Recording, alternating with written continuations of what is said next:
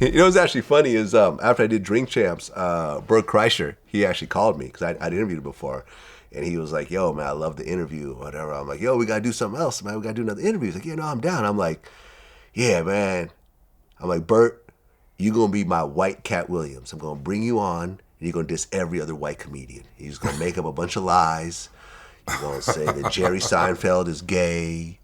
And, who are the other big white comedians? Yeah, Bill Burr, he's transgender. Sebastian Maniscalco. Yeah, he tried to have sex with you, but you turned down $50 million in order to do it. And yeah, you're just going to go off on all the white comedians. We're going to beat Cat Williams' numbers. It's interesting that you say that because I'm going, damn, white comics don't do that to each other. They don't. They don't. But then again, Cat Williams is a bit of an anomaly also. Yes, black comedians sometimes take little shots at each other, just like everyone in hip-hop kind of takes shots at each other also, but not to the extent of what Cat did. Cat went, full retard. Okay, but even in hip-hop, do white musicians take shots at each other? White rappers diss other white rappers. But Eminem diss every white rapper. That's under the umbrella of rap, though. That's still white people. Stop it. Rap comes with a behavior and a culture. So that's just part of that. That's part of rap.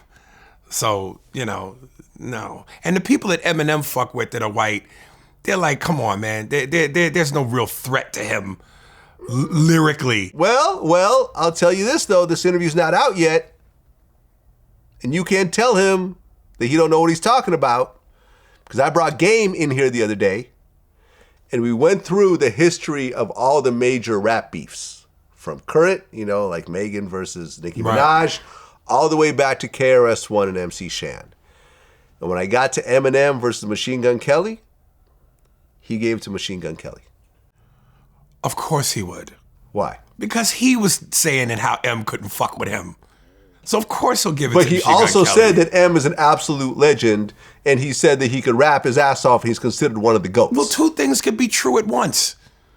So, no, it's like Machine Gun Kelly. Like, listen, I always said I would love to see M battle Jadakiss, Nas, when he was alive, DMX. Whether or not you think he would beat them or not, we could argue that all day. My point is, he's battling other gladiators in the rap game, lyricists. Machine Gun Kelly, fucking, who else has he battled that was white? Who else did he battle that was white? Everlast. Everlast is nice. Okay. Come on. Everlast wasn't nice? Everlast didn't last.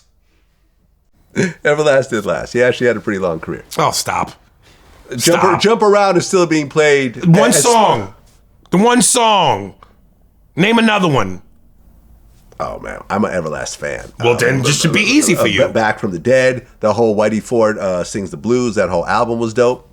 Nobody knows what it's like. But I'm actually a fan, so you're talking to the wrong person. Listen. This is where I give Eminem, besides the fact that I think he is amazing, and he's in my top 5. But every white rapper that's ever come out, I have to tip my hat to the Beastie Boys. But my thing is, the Beastie Boys started out that way, then they turned into something else. Right. Everlast, to me, that the black community in terms of embracing, other than Jump Around, what else did we really embrace? The only other person that I could kind of give it to as far as white rappers is Third Base. Because MC Serch was a beast. But Eminem's been the only one to have the kind of staying power and impact that's considered a white rapper of all the white rappers. Yeah. I mean, Mac Miller had a great run. He died early, though. Okay. He died from an overdose. Okay. But I don't think the black public embraced Mac Miller like that. I mean, people love, what's his name? Who just mentioned? People love Jack Harlow. Jack Harlow's been on a run. Multiple hit records, big songs. Nobody in the black community is considering Jack Harlow a true MC. A true MC. I think people fuck with Jack Harlow. What people? All the artists. I mean, he's got features from pretty much everybody. Fuck the artists, the streets, the community, the culture. Look at the charts. Fuck the charts. He had a #1 song. Fuck that. Ain't no whips and chains. Fuck out of here with that. Niggas ain't sitting there celebrating whips and chains. Historical, that's just not possible. That's a good point. You goddamn right, it's a good point. That's a good point. I'm talking That's a about good the point. culture. Eminem is so authentic to the culture. All them other dudes ain't. And MC Serch also is true to the culture, but I think in terms of them, the timing is different. Well, Third Base didn't have a very long run. They had two albums. I've interviewed MC Serch before. I mean, he's a liar, and he talked a bunch of shit about me afterwards, but whatever. But I was a Third Base fan, but that first album was great. That second album, well, I believe he was only just on one album because he left Right. after that first album, went solo. He did like Back to the Grill again with Nas and stuff like that. So MC Serch didn't really have a long music career at all. Right. Now they came out, Kick It to the AM was a dope song. But I think that they were definitely true to the culture, though. I think Beastie Boys were true to the culture also. They went kind of punk rock. They went kind of rock. That's what I'm saying, though. Afterwards. At some point, they turned into something else. When I say true to the culture, I mean that's where you live. No, you're right. You're right. Eminem stayed as a true rapper. That's like Kid Rock. Because in the beginning, he went I'm all a left rapper. field. Get the fuck out of here. You're right. And a lot of people do that, unfortunately. I mean, Machine A lot of people do what? Use us, and then once they get on, abandon us? Yeah, they do that. They do that. Well, you could look at it two ways. You could look at it that way, which I think is a fair way to say it. But the other way to say it is, hey, we started out as rappers, as white rappers, and the hip-hop audience didn't really embrace us like that. Because we can smell a phony. Hold on. We didn't really get the accolades and the fans on this side. And once we started doing more rockish country music type stuff, we got bigger audiences. Be who you really are. That's the truth. Be who you really are. Real niggas can smell a phony. Well, look at me. I started interviewing rappers, which I still do, but it expanded to gangsters, actors, comedians. I didn't start out doing comedians. Right. I expanded, but I still feel like hip hop is kind of my core, but I've also expanded. I didn't, like for example, Nori just does rappers. Right. Drink Champs is just rappers, or hip hop people like me. You know what I'm saying? With me, I expanded. Like, is Vlad TV strictly a hip hop platform anymore? I wouldn't say so, but there's got a hip hop core to it. But you could easily say I'm doing the same thing. So you live in the suburbs, but you drive through the ghetto for fried chicken every now and then. No, I wouldn't say that. You don't completely live in the culture. You've expanded, right? You just said that. I've expanded, correct. Okay, and you've grown in that way. So, there's a part of you that's still in the culture, and there's a part of you that's not. Well, that could be the argument, right? I don't think it's an argument. That's what you just said. Right. Okay. So would you say that I am the equivalent of the Beastie Boys? I'm asking you. No, because you're more into the culture than not. So with the Beastie Boys, I feel like I can't say which album it was, but to me, and I could be wrong on this, but after Fight for Your Right to Party, whatever that album was. Well, okay, so I know exactly where it was because I was a super fan. So basically, License to Ill was the hip hop album. Right. But although it had very rock influences. Was that their first album ever? That was their first album. Okay. Well, I mean, technically they had some indie shit before, but their first real album, yes. Rick Rubin did all the production. Yes. Rick Rubin is a rock guy. Yes. So it had, they sampled like all types of rock acts and stuff like that. That album went like diamond.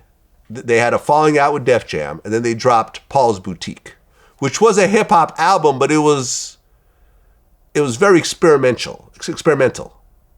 Right? Experimenting how to get out of these niggas shit. It was like they used all types of crazy samples and everything else like that, but it was still a real hip hop album. Now, by the third album, which I believe is Check Your Head, that's when they started playing instruments and like actually were performing with a live band and everything else like that. Getting away from the hip hop thing. But they were still rapping, but it was more live instrumentation. Okay, so let's just say by the third album, they started to kind of shift over. Okay, yeah. You've been in the culture longer than 3 albums. Yeah, 20 years. Okay, but you definitely 22 years. Okay, but you definitely have shown some evolution into some other shit. But I mean, from my point of view, to answer your question, yeah, go ahead. You're not the Beastie Boys okay. of this. Okay. But I also feel you're the that Jack Harlow. I'm the Jack Harlow of this. But from my point of view, hip hop is not just rappers and DJs and break dancers and graffiti artists. It's also movies like Scarface. It's also comedians like Aries Spears. It's also street figures like Pee Wee Kirkland. It's also it's also musicians like Smokey Robinson that were sampled and utilized in major songs. I'm like, it's all part of the thing. So for me, it's not so much that I'm moving away or expanding. I'm just showing that it's all kind of part of the same thing. Okay. That's how I look at it. This is why I don't interview people that are like anti-hip hop. I don't do like Candace Owens interviews and stuff like that. Now, some of my contemporaries like Joe Budden do that because they want the views. Listen, I think you should. I think you should, because depending on where you go with the interview or the points you could make or need to make, you could tie that into the obvious, which is, by pigmentation, you have association, Candace. But based on your ideology, clearly you are not part of this. Yeah. You don't stand for us the way you should. Yeah. So why is that? Yeah. You could from an interview standpoint, 60 minutes that shit. Yeah, I mean, it's possible. Show your true journalism. It's possible. And in a way, you'd be doing the culture a solid. Yeah, if I go hard. If I don't let her lead the interview. Exactly. Yeah, you might be right. You know? You might be right.